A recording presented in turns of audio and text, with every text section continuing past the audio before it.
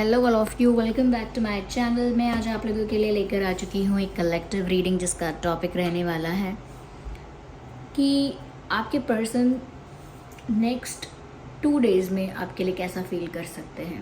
Okay, for next 2 days यानी कि अगले 48 आवर्स में वो कैसा फील करेंगे आपके लिए। रीडिंग जनरल है, कलेक्टिव है, हो सकता है कि आपके सिचुएशन के साथ एक्यूरेटली रेजोनेट करे, हो सकता है सिर्फ कुछ % रेजोनेट करे। तो ओपन माइंडेड होकर सुनिएगा और ज़बरदस्ती अपने आप को रीडिंग में फिट इन मत कीजिएगा। जितना आपके साथ रेजोनेट होता है उतना ही एक्सेप्ट कीजिए and leave the rest. Okay, आइए चलिए यहाँ पे देखते हैं व्यूअर्स कि नेक्स्ट 48 आवर्स में वह आपके लिए कैसा फील करेंगे और नेक्स्ट 2 डेज़ में। तो पहला ही कार्ड अनफोल्ड हुआ है which is the of 8 of cups and the second one is night of cups. So 8 of cups, knight of cups and 9 of swords, and then we have this 7 of wands.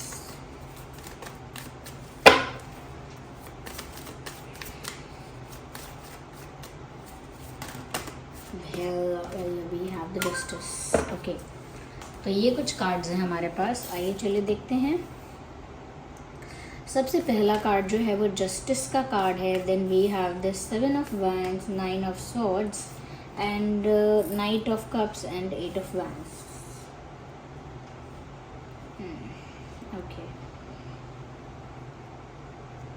Nice.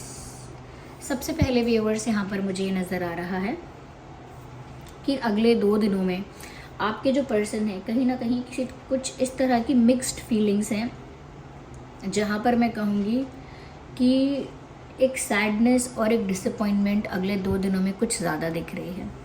Y am I saying that? क्योंकि यहाँ पर इस इंसान को एक डर भी है, एक गिल्ट भी महसूस हो रहा है।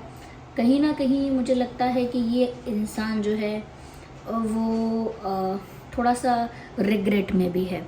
तो इस तरह की कुछ मिक्स फीलिंग्स हैं, लेकिन ये सारे ही इमोशंस जो मैंने बताए कि गिल्टी हैं, रिग्रेट में हैं या डिसअपॉइंटेड हैं, इससे पता लगता है कि ये इंसान सैड एनर्जी में है, डाउन एनर्जी में है, लो एनर्जी में है फॉर द नेक्स्ट 2 डेज़। क्योंकि ऐसा लगता है व्यूअर्स कि अगले दो दिन इन्हें इस बात की चिंता सताएगी या इन्हें इस बात की फिक्र बहुत होगी कि आप जो हैं व्यूअर्स वो मूव ऑन कर रहे हैं और जस्ट आपने कर ही लिया, बस आप मूव ऑन करने ही वाले हैं या मूव ऑन करने का डिसीजन लेने वाले हैं या जस्ट मूव ऑन बस कर ही चुके हैं ऑलमोस्ट। इस टाइप का उनको एक डर है, क्योंकि यहाँ पर उनको इस बात का रियलाइजेशन भी हो रहा है for the next 2 days. I don't know next 2 days में ऐसा क्या हो रहा है, ऐसा कौन सा इंसिडेंट, ऐसा कौन सा इवेंट होने वाला है अगले 2 दिनों में जिसमें आप कुछ ऐसा करेंगे या फिर आपकी लाइफ में कुछ ऐसा होगा या फिर आपकी लाइफ को देखकर या आपके बिहेवियर को देखकर, आपके किसी एक्शन को देखकर ये ऐसा अज्यूम कर सकते हैं, ऐसा बिलीव कर सकते हैं कि आप बस मूव ऑन कर चुके हैं या आप मूव ऑन ही करना चाहते हैं, आप बस एक अलग डायरेक्शन में कहीं दूर इनसे चले जाना चाहते हैं। तो कहीं ना कहीं इन्हें अगले 2 दिनों में कुछ तो ऐसा हो रहा है इंसिडेंट जिसकी वजह से इनको ये भी रियलाइजेशन होगा कि they were not able to provide you what you deserve और व्हाट यू नीडेड। जो आप चाहते थे या जो बेसिक होना चाहिए वो भी ये इंसान आपको प्रोवाइड नहीं करवा पाए या प्रोवाइड नहीं कर पाए, या basic respect, basic love, basic attention, basic sweet gesture जो करना चाहिए, रोमांटिक जेस्चर जो करना चाहिए if you are in love, if you are in a relationship और इफ़ यू लाइक समवन, तो आपको किसी तरीके से तो रेसिप्रोकेट करना चाहिए या एक अच्छा जेस्चर करना चाहिए। और वो भी कोई बहुत बड़ी बात नहीं है, बस आप वो सब चीज़ें करते रहिए जो कि प्यार में भी, रिलेशनशिप में बेसिक होती हैं। तो कहीं ना कहीं ऐसा लगता है काफ़ी सारी इनकी तरफ से ऐसी चीज़ें थी जो ये इंसान आपको प्रोवाइड नहीं करवा रहे थे, ये प्रोवाइड नहीं कर रहे थे। दैट्स द राइट सेंटेंस कि ये बहुत कुछ ऐसा जो आपको प्रोवाइड नहीं कर रहे थे, जैसे अटेंशन ना देना, इनफ केयर ना करना, इनफ टाइम ना देना या इनफ स्वीट ना रहना, इनफ रिस्पेक्टफुल ना रहना आपकी तरफ। तो जिसकी वजह से आपको लगा कि जब आप जो भी कुछ डिज़र्व करते हो और जो भी कुछ बेसिक है अगर वही आपको प्रोवाइड नहीं किया जा रहा है, then what are you waiting for? आप किस चीज़ का इंतज़ार कर रहे हैं, किसके लिए रुके हुए हैं किस घड़ी का, किस पल का इंतज़ार है आपको, या फिर और कितना डिसरिस्पेक्टेड और हर्ट महसूस करना है, कितना हर्ट और होना बाकी है जो अभी आप यहाँ और ऐसी ही कंडीशन में रुके रहें। तो कहीं ना कहीं बात व्यूअर्स ऐसा लगता है कि जैसे आपकी सेल्फ रिस्पेक्ट पर आई। You never wanted to leave this person. आप कभी नहीं चाहते थे कि आप इस पर्सन को ऐसे ही छोड़ दें, या आप कभी भी इनसे ऐसा डिस्टेंस मेंटेन करना या इनके साथ सेपरेशन ऐसा विलिंगली आप कभी नहीं चाहते थे। But the way they treated you, कि इन्होंने आपको ज़्यादा फॉर ग्रांटेड ले लिया, they were not treating you well. और उसमें ये नहीं आता कि उन्होंने कुछ बुरा किया, उन्होंने कुछ किया नहीं, they were not treating you enough, you know enough that you deserve. तो वो सब चीज़ें आपको प्रोवाइड नहीं कर रहे थे। So you decided to move away और move in a new direction. तो ऐसा लगता है कि जैसे उनको अगले 2 दिन इस बात का डर है कि आप छोड़ कर जा रहे हो, जैसे आप जा रहे हो और पीछे मुड़कर भी नहीं देख रहे हो, जैसे आप जा रहे हो एक अपोजिट और दूसरी डायरेक्शन में। That's what they are thinking, they will think in 2 days. Okay, ऐसा इसमें तो दिख रहा है। मुझे ऐसा लगता है चाहे आप मूव ऑन कर रहे हो सच में, या फिर ये सिर्फ इनकी एजम्पशन है, but I can say that this person will come back to you. ये आपके पास लौट कर दोबारा आएंगे, क्योंकि जिस तरह से इनको डर लग रहा है अगले 2 दिनों में, अगले 2 दिनों में ही ऐसा सोच भी लेंगे कि अगर आप मूव ऑन कर भी लोगे तो ये इतनी आसानी से हार नहीं मानेंगे या गिव अप नहीं करेंगे। They will definitely come back to you, they will definitely approach you, they will try to contact you, they will reach out to you and they will talk to you.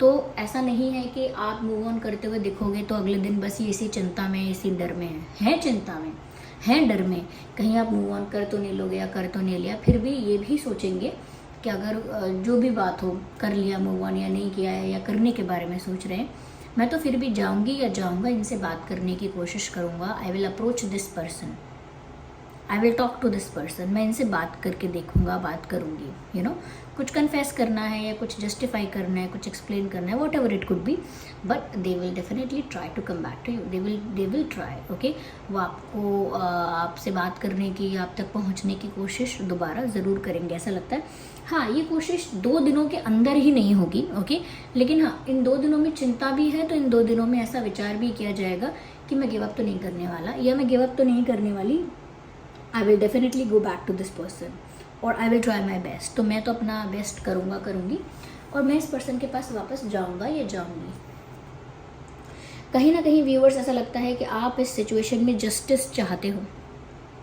आपको ऐसा लगता है कि आपके साथ अन्याय हुआ है, आपको ऐसा लगता है आपके साथ कुछ अनफेयर, कुछ इनजस्टिस हुआ है, and you are just you no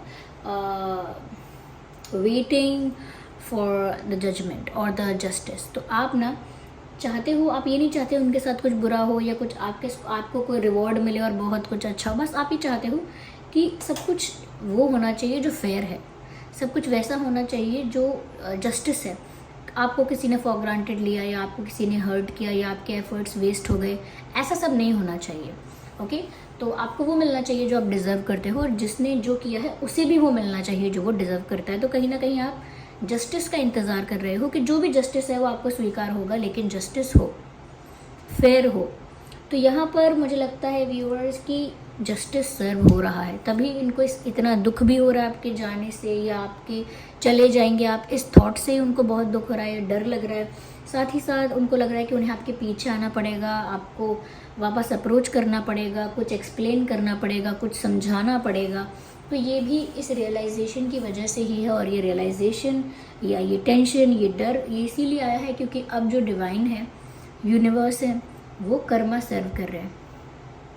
so they are you know getting what they deserve. तो वो उस तरह का टेंशन, उस तरह का फियर और उस तरह का एक डिसअपॉइंटमेंट महसूस कर रहे हैं कि काश वो आपको वो सब कुछ प्रोवाइड करवा पाते या कर पाते जो आप चाहते थे, समय रहते वो ऐसा एक्शन या डिसीजन ले पाते जिससे कि बात बिगड़ते बिगड़ते बच जाती, या वो कोई ऐसा एक्शन लेते आपके लिए जिससे आपको लगता कि कहीं ना कहीं ये इंसान आपको वो सब कुछ प्रोवाइड कर रहे हैं, या वो वैसे ही ट्रीट कर रहे हैं जैसा आप डिज़र्व करते हो, वो आपको फॉर ग्रांटेड ना लेते तो आप भी ऐसे मूव ऑन करने के लिए ना सोचते।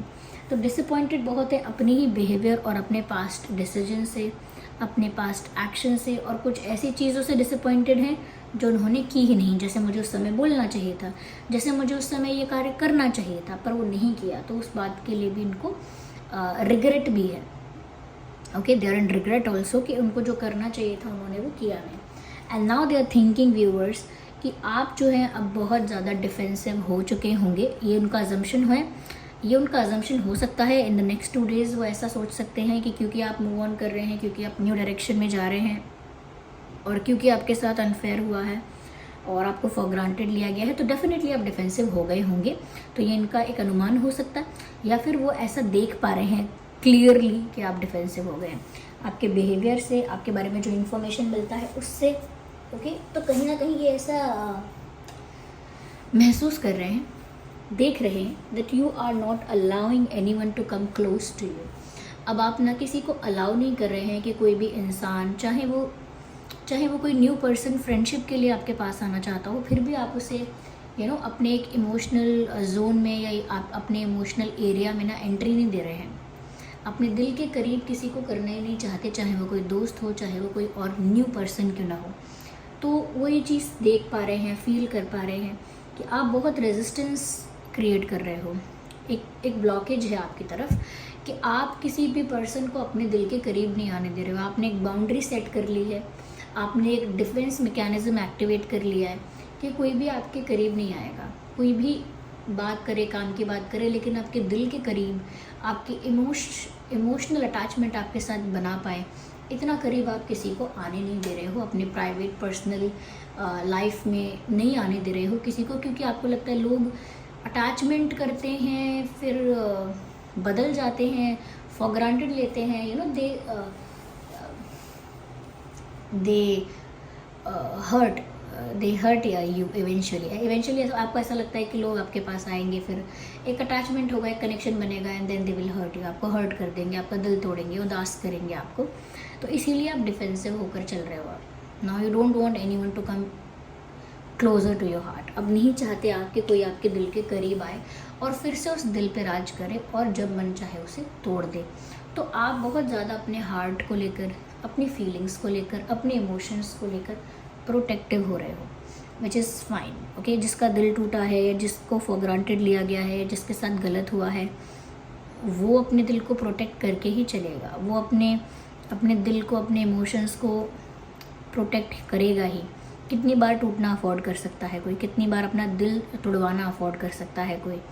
तो नेचुरली लोग ऐसे हो जाते हैं कि फिर वो अपने हार्ट को प्रोटेक्ट करते रहते हैं और किसी को ज़्यादा क्लोज नहीं आने देते अपने दिल के, कि पक्का ये इंसान फिर छोड़कर जाएगा, मुझे दुख होगा। तो आप भी इस पर्सन के लिए भी ऐसे हो गए हो कि आप अब सोच के बैठे हो कि इनको तो अपनी लाइफ में अब दोबारा एंट्री नहीं देनी है, या इन पर तो अब दोबारा विश्वास नहीं करना है। I will not trust this person again and I will not allow this person to come in my life again. मतलब मैं इस इंसान को दोबारा अपनी लाइफ में नहीं अलाउ करूँगी, ना ही मैं इस इंसान के साथ कोई दोबारा रिश्ता रखूँगी, या मैं दोबारा इनसे कोई विश्वास करूँ, इनकी बात का कोई विश्वास करूँ, ऐसा नहीं होने वाला। तो आप सोच कर बैठे हैं कि आप इनकी बात का विश्वास नहीं करेंगे, इन्हें कोई सेकेंड चांस वगैरह नहीं देंगे, ज़्यादा इनकी बातों में नहीं आएंगे एंड ऑल दैट, और ज़्यादा इनको अगर ये सिंपैथी भी चाहेंगे तो वो भी आप नहीं देंगे।